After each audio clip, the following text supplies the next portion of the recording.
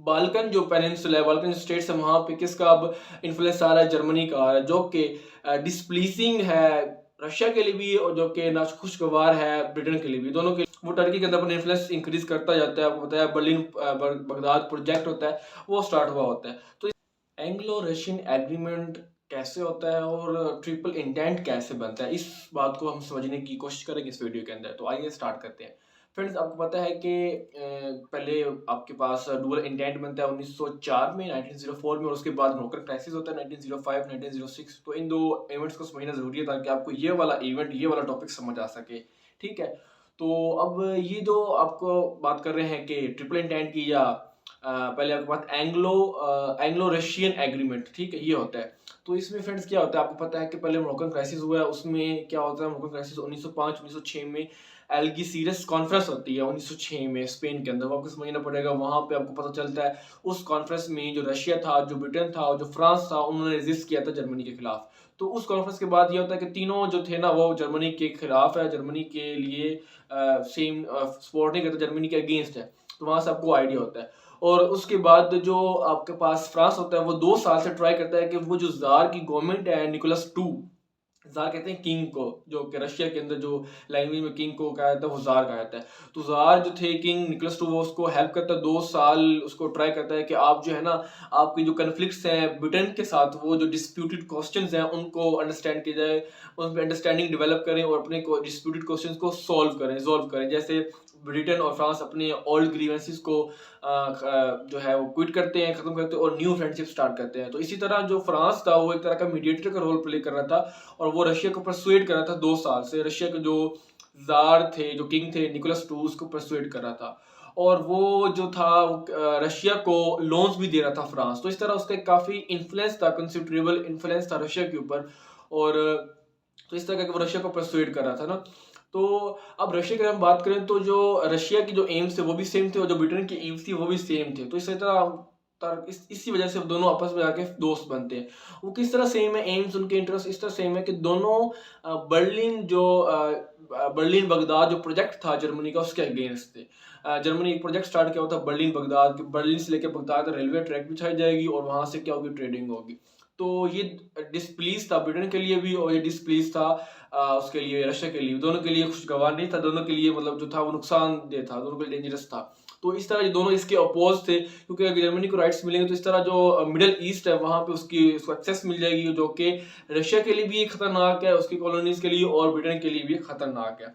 तो इस तरह ये होता है। और इसमें आप बात करें तो आपको पता चलता है कि 1904 1905 में रूसो जापानीज वॉर भी होती है, जिसमें जापान जीत जाता है और ब्रिटेन को ये पता चल जाता है कि जो जापान अकेला ही काफी है रशिया को फार ईस्ट आने से बचाने के लिए। क्योंकि पहले रशिया और आपको पता है रशिया और ब्रिटेन के दरमियान काफी ग्रीवेंसेस हैं, काफी कन्फ्लिक्ट्स आते चलते आ रहे हैं, 1 सेंचुरी से भी ज्यादा कन्फ्लिक्ट्स हैं, काफी ज्यादा मतलब इनमें आपस में जो है मिसअंडरस्टैंडिंग्स थी। तो वो अब यहाँ पे आके रिजोल्व होने लगती हैं।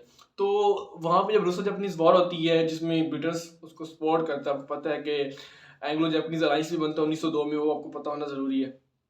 तो उसमें मुझे पता चल जाता है कि जो रशिया का एक्सपेंशन था ना फार ईस्ट में जो हो रहा था, या ईस्ट एशिया में जो हो रहा था, तो उसको डर था ब्रिटेन को, तो वो डर खत्म हो जाता है। मतलब जापान अकेला काफी था रशिया के एक्सपेंशन को रोकने के लिए। तो इसके बाद वो कहता है कि मैं अब जो ब्रिटेन जो है वो रशिया के साथ फ्रेंडशिप करने की कोशिश करता है।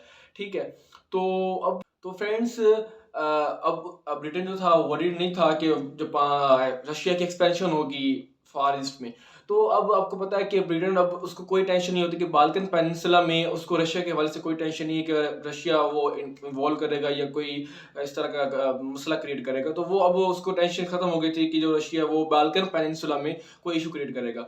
बट अब होता क्या है कि बाल्कन पेनिनसुला में, क्योंकि वहाँ पे जो बाल्कन जो कंट्रीज थे वो आहिस्ता आहिस्ता इंडिपेंडेंस ले रहे थे तमाम जो उसके टर्की के अगेंस्ट। बट होता क्या है कि टर्की के अंदर जो जर्मनी है उसका इन्फ्लुएंस बढ़ता जाता है।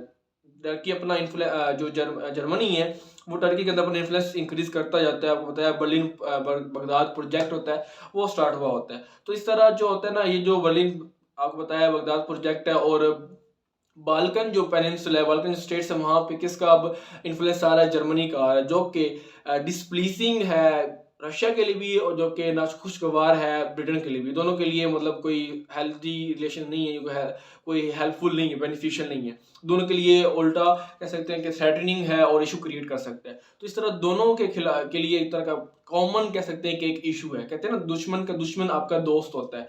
तो ये सेम बात आती है कि उसका भी वही दुश्मन था, ब्रिटेन का भी दुश्मन जर्मनी था, और रशिया का दुश्मन भी उस वक्त क्या बन रहा था, जर्मनी बन रहा था। तो इस तरह वो डिसाइड करते हैं क्यों ना हम दोनों दोस्त बन जाए और जर्मनी को मजा चखा दें।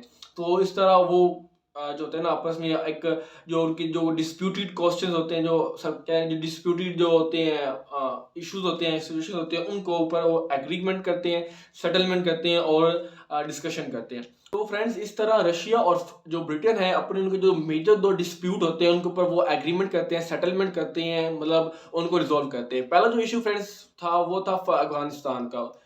ओल्ड सेंचुरी से चल रहा था, 100 साल से ये चल रहा था। तो उसमें वो ये एग्री करते हैं कि जो अफगानिस्तान की फॉरेन पॉलिसी है उसके ऊपर ब्रिटेन का कंट्रोल होगा। ब्रिटेन जो होगा वो कंट्रोल करेगी अफगानिस्तान और इंडियन फ्रंटियर्स के ऊपर। जो फॉरेन पॉलिसी है वो सारी किसके पास पावर होगी, वो होगी ब्रिटेन के पास। और जो ट्रेडिंग राइट्स हैं वो दोनों को इक्वल मिलेंगे, मतलब ट्रेडिंग दोनों कर सकते हैं। रशिया भी ट्रेडिंग कर सकता है अफगानिस्तान के थ्रू और अफगानिस्तान में, और जो ब्रिटेन है वो भी कर सकता है। तो इस तरह करके ट्रेडिंग में दोनों इक्वल है, और ये उन्होंने सेट कर दिया, सेटलमेंट कर लिया, आपस में बातचीत कर ली, कॉम्प्रोमाइज कर लिया। और जो है फॉरेन पॉलिसी में जो है वो ब्रिटेन का जो है कह सकते हैं उसकी पॉलिसी होगी, और उसका जो होगा हेजिमनी होगी, उसकी पावर होगी। पहला ये डिस्प्यूट था अफगानिस्तान वाला, वो उन्होंने रिजॉल्व कर दिया, ठीक हो गया। सेकंड जो फ्रेंड्स जो उनका डिस्प्यूट था वो ये था प्रशिया के ऊपर। तो प्रशिया जो था एक इम्पोर्टेंट स्टेट थी, उसके ऊपर उनका जो इशू था वो उसको रिजॉल्व करते हैं। उसमें ये कहते हैं कि जो नॉर्दर्न प्रशिया है वो जाएगा इसके पास, रशिया के पास, क्योंकि उसमें बड़ी टाउन्स हैं, बड़ी बड़ी सिटीज़ हैं, तो उसके ऊपर जो होगा रशिया का कंट्रोल होगा। और जो साउथ ईस्ट पर्शिया है वो किसके अंडर होगा, वो अंडर होगा ब्रिटेन के अंडर। और गल्फ पर्शियन गल्फ भी किसके अंडर होगा, ब्रिटेन के अंदर होगा, क्योंकि पर्शियन गल्फ में ऑयल इंटरेस्ट थे ब्रिटेन के, तो वो उनके फुलफिल हो रहे थे, परसू हो रहे थे। तो इस तरह करके दोनों अब जो है आपस में उन्होंने सेटलमेंट कर लिए, कॉम्प्रोमाइज कर लिए, अपने जो इश्यूज हैं उनको रिजॉल्व कर लिया कॉम्प्रोमाइज के थ्रू। कुछ उसने बात मानी, कुछ उसने बात मानी है। तो इस तरह करके ये जो होता है एग्रीमेंट होता है, एंग्लो रशिया एग्रीमेंट, ठीक है, 1907 के अंदर। अब देखें तो डुअल इंटेंट बना हुआ था फ्रांस और ब्रिटेन के दरमियान, और अब देखते हैं कि ब्रिटेन और रशिया के दरमियान भी एक एग्रीमेंट हो गया है। और आपको पहले पता है कि फ्रांस और रशिया के तो पहले से ही काफ़ी अच्छी रिलेशन थे, वो उसको लॉन्स प्रोवाइड कर रहा था और उसको सपोर्ट कर रहा था। तो इस तरह के तीनों, फ्रांस ब्रिटेन, ठीक है, और फ्रांस रशिया, और ब्रिटेन फ्रांस और ब्रिटेन रशिया, तो तीनों के दरमियान आपस में अच्छे स्ट्रॉन्ग रिलेशन बन जाते हैं। तो तीनों मिल के क्या बनाते हैं, ट्रिपल इंतात बनाते हैं, ट्रिपल इंटेंट बनता है 1907 में। तो इस तरह करके ये एक तरह का आप कह सकते हैं एक तरह का ब्लॉक बन जाता है जर्मनी के अगेंस्ट।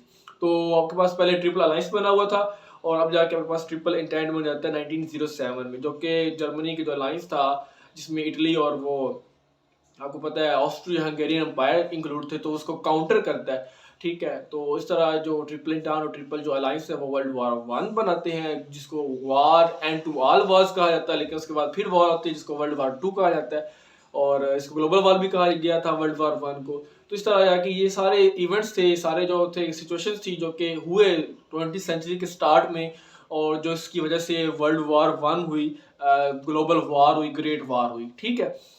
तो फ्रेंड्स ये था हमारे पास एंग्लो रशियन एग्रीमेंट और ट्रिपल इंतात। उम्मीद करता हूँ आपको ये सारा समझ आ गया, आपके माइंड बैठ गया होगा। अगर आपको वीडियो फ्रेंड्स अच्छी लगती है तो हमारे चैनल को सब्सक्राइब कर सकते हैं। Till then friends, good bye.